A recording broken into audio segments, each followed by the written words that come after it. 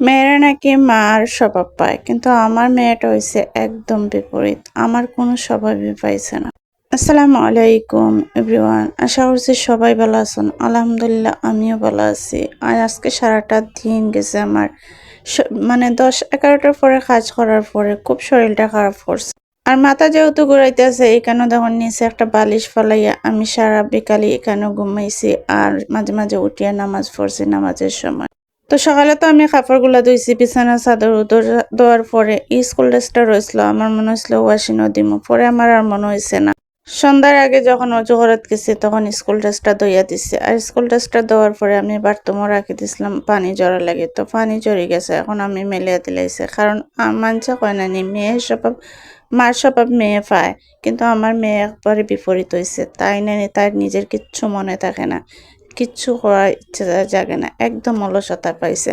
আমার তো কাজ তো বইতে একদমই ভালো লাগে। তো মাঝে মাঝে আমি রাগ করিয়া কই তাই না তাই ফুফুনতের স্বভাব পাইছে, চাচানতের স্বভাব পাইছে, তারার মাঝে যে অলসতা নাই তার মাঝে সেম অলসতা আছে। আসলে মেয়ে কোনো দিনে মানুষ কথায় কথায় কয় যে মার স্বভাব পায়, আসলে কিন্তু সব মেয়েরা মায়ের স্বভাব পায় না। কিছু কিছু মেয়েরা কিন্তু একবারে বিপরীত হয়ে যায়। তো আমি আমার বালিশটা তুলিয়ে এখন ঘরটা ঝাড়ু দিলাম। আম্মা যেহেতু সুপারি খান, আর সুপারি খাওয়ার পরে নানি সুপারি গুঁড়াগুলো একদম নিচে পড়ে যায়। তো আমি ঘরগুলা ঝাড়ু দিয়া নামাজটা পড়বো, যেহেতু এখানে আমি ঘরটা ঝাড়ু দিয়া নিচে আমার বিছনাটা করবো। আর আমার হাতে যে পাপোশটা দেখতে পারা, এই পাপোশগুলো আম্মা জিকার আমি কই থেকে নিয়েছি। এই পাপোশটা তাই না এত ভালো লাগছে। ওই দিনকে বাই আসলাম, বাইয়ের খুব ভালো লাগছে পাপোশটা। তো আমি নিজেও এই পাপোশটা খুঁজলাম। আর এই পাপোশটা আমি চায়না মার্কেট পাইছিলাম মাত্র 1 পিস। আর 1 পিস পাওয়ার পরে আমি 1 পিসই লইয়া আইছি, আরো পাইলে আরো লইয়া আইলাম না, কিন্তু 1 পিসই মাত্র আসলো। আর ঘরগুলা ঝাড়ু দিলাম আর রাগ করলাম, ঘরের মাঝে এত চুল পড়ছে কি আমার বোনজি যত সময় এখানে থাকবো কি সারা বেলায় চিরুনাতো থাকবো আর চুল আশ্রয়তে থাকবো। তো তাই চুলগুলা যেহেতু স্ট্রেট করা, আর চুলগুলা অনেক পড়ে। আমরা চুল স্ট্রেট করা, কিন্তু আমরা ওয়াশরুমে গিয়ে চুলগুলা আশ্রয়, কিন্তু তাই সারাদিনই যত বিল থাকবো তত বিলি চুল আশ্রয়। আর টাইসের মাঝে চুলগুলা একবারে পাই থাকে। তো 3টা বোতলে তারা পানি খাইয়া রাখিয়া গেছে, 2টা বোতল আমি ফালাই দিব, খালি বোতলগুলো আমি ফালাই দেই। আর এখানে একটা বোতল আমি পানি ভরিয়া রাখি দিব। তো কুকের বোতলটা বালা কইরা দইয়া আমি টেপ থেকে পানি লইলাম, পরে মনে হইলো আমি টেপের পানি তো খাইতাম না, ফিল্টারের পানিটা ভরি। তো এখানে আমি ফিল্টারের পানিটা ভরলাম। ফিল্টারের পানিটা বইয়ে আমি ফ্রিজও রাখি দিব। ফ্রিজও পানি আমি খুব কম পরিমাণে রাখি, কারণ আমার যেহেতু টনসিলের সমস্যা, আমি আবার ফ্রিজের পানি খাইলেই মাঝে মাঝে। এরপরে তো নামাজ পড়িয়া ঘুমাই গেছিলাম। ঘুমানির পরে সকালেও আজকে উঠতে অনেকটা লেট হয়ে গেছে, প্রায় 7:30 বাজে গেছে। উঠিয়া নামাজটা পড়ছি, নামাজটা পড়িয়া চা ডিম আর এদিকে লবণের বড়া আসলো বাজিয়া নাস্তাটা করে লইছে। এখন আমি গাছগুলাতে পানি দিলাম।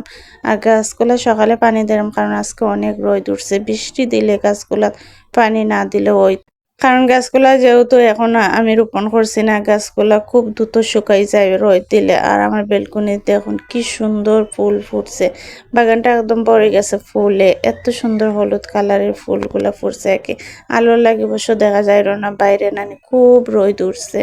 তো এইখানে চেয়ারও বইয়া দেখলাম, তখন আমার হাতের মাঝে কিতাব বাইর হইছে একদম ফুরি ফুরি হইয়া। এগুলা কিতাব বুঝতেও পারলাম না। আর অনেক চুলকায়, মনে হইতে পারে এগুলা অ্যালার্জি হইতে পারে, এত জ্বালাপুরা কররা কি হাতের মাঝে। তো মাঝে মাঝে এগুলা বাইর হওয়ার পরে আবার দেখা যায় ঢুকে যায়। আর এখানেও যে আমি প্রথম গাছটা লইয়া আসলাম, গাছটা নানি একদম দুর্বল দিছিল। তো গাছটা আমি কাটি লিছিলাম, কাটি যাওয়ার পরে আবার নতুন ডালপালা জগাইছে।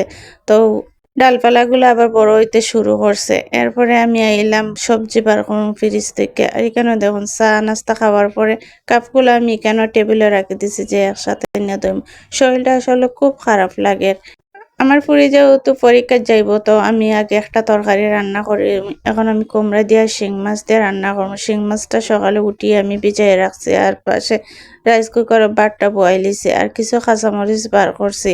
তো এখন আমি কুমড়া দিয়ে শিং মাছ রান্না কইরা তাইরে খাওয়াইয়া স্কুলে দিব, আর পরে আমি রান্না বান্না করবো, যেহেতু আপাতারা ওয়াইরো। আর এই জালি কুমড়া তরকারি কিন্তু ভালোই লাগে। আর একটা পেঁপেও রাখছি, সাথে রাখছি ভেন্ডি। তো বেশিরভাগ ভেন্ডি ভাজি আমার কাছে খুব পছন্দের একটা ভাজি। আর দেখুন আমার চুসগুলার কি অবস্থা হয়েছে, চুসগুলা ভাঙ্গিয়া একবারে ভিতরে ঢুকে গেছে। নিচের চুসটা ভাঙছিল, রাত্রে মনে হয় আমার বোন যে উপরে চুসটা একদম ঢুকাই গেছে। আর দেখুন ফ্রিজ থেকে দুধ বার করিয়া রাখছিলাম, দুধটা কিভাবে প্যাকেটটা ফাটি গেছে আইছে আমি তো হইতে পারি না, আনিয়া রাখছি, এরপরে দুধ ফুরিয়ে বাসি গেছে।